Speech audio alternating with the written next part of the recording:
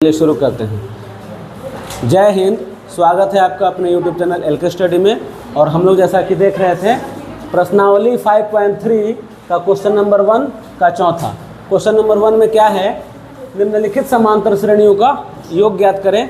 और यहाँ पे आपका श्रेणी दिया हुआ है 1/15, 1/12, 1/10 ... और ऐसा 11 पदों तक उनका हमको योग ज्ञात करना है। ठीक है, योग ज्ञात करने के लिए योग का फॉर्मूला आपको पता होना चाहिए SN का। उससे पहले जब समांतर श्रेणी की बात करते हो तो प्रथम पद और सार्वंतर होना बहुत ज़रूरी है। तो हम सीधे यहाँ पे शुरू करते हैं कि कैसे इसको हम सॉल्व कर सकते हैं। तो इसके लिए सबसे पहले श्रेणी को देखेंगे और इसमें से लिखेंगे प्रथम पद। सबसे पहले प्रथम पद क्या हो जाएगा, यहाँ पे ध्यान से देखना है। प्रथम पद A इज़ इक्वल टू 1/15। पहला पद यहाँ पे आपको दिख रहा होगा 1/15। अच्छा, इसके बाद हम निकालेंगे D यानी कि सार्वअंतर। तो सार्वअंतर कितना हो जाएगा, सार्वअंतर कैसे निकलता है, तो अगले पद में से पिछले पद को घटा करके, यानी अगला यहाँ पे है 1/12 और उसमें से हमको 1/15 माइनस करना है। तो 1/12 लिख दिए यहाँ पे और माइनस, और जो पिछला पद है ये हमारा A2 था, ये हमारा A1 है। तो A2 में से A1 को माइनस कर दिए 1/15। अब माइनस कर दिए मतलब अभी हुआ नहीं है, भिन्न का जोड़ आपको बनाना पड़ेगा। बनाने के लिए आपको बहुत आसान तरीका बताए हैं कि एलसीएम वगैरह लेके तो बना ही सकते हो, हम चाहे तो सीधी सीधी नीचे गुणा भी कर सकते हैं।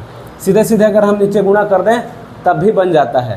तो अगर तुम एलसीएम लेके बनाना चाहते हो तो 12 और 15 का एलसीएम कितना हो जाएगा, पहले लगाओ 3 से, 3 चौका 12, 3 पचे 15, यानी तीनों का गुणा करो, 3 चौका 12 और 12 पचे 60। तो एलसीएम आपका निकल गया 60।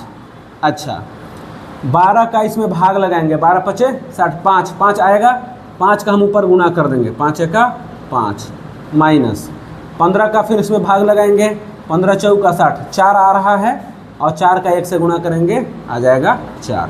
इस तरीक़ा से अब 5 माइनस 4 करेंगे तो आएगा 1 और बटा में हो गया 60। ये आपका निकल गया सार्वंतर। जब सार्वंतर निकल गया तो सार्वंतर के बाद और क्या चाहिए, हमको n निकालना है। तो n यहाँ पे दिया हुआ है कितने पदों तक, 11 पदों तक, यानी इस पदों की जो संख्या है पदों की जो संख्या है, तो पदों की संख्या n आपका कितना हो जा रहा है, ये आपका 11 प्रश्न में ही दिया हुआ है। अब हम योग निकाल सकते हैं। तो n पदों का योग यानी 11 पदों का योग, जब हम SN का फॉर्मूला लिखेंगे तो इस पर थोड़ा ध्यान दीजिएगा। क्या इसमें ध्यान देना है कि n/2 ब्रैकेट में 2a + n-1 इंटू D। जो वैल्यू आपको पता है इनमें से सब का मान हम भरते जाएंगे और आपका आंसर आ जाएगा। कैसे, n दिया हुआ है 11, a भी मुझे 1/15 पता है और D भी पता ही है। तो चलिए अब इसमें रखते हैं मान। अच्छा, अब क्या करें, तो n का मान हम 11 लिख दिए, 11/2 इंटू 2a, 2 इंटू a कहाँ है, a 1/15 प्लस n-1। तो n कितना है, n आपके पास है 11, 11 - 1 ब्रैकेट में इसको लिखो, और d है 1/60। ये चूँकि बटा में मान है तो आप लोग कंफ्यूज हो जाते होंगे, ऐसा कुछ इसमें है नहीं, जो जैसा मान है वैसा हम रखते जाएंगे। अब इसके बाद 11/2 इसको जस का तस लिख दो, ये तो अभी कटेगा नहीं।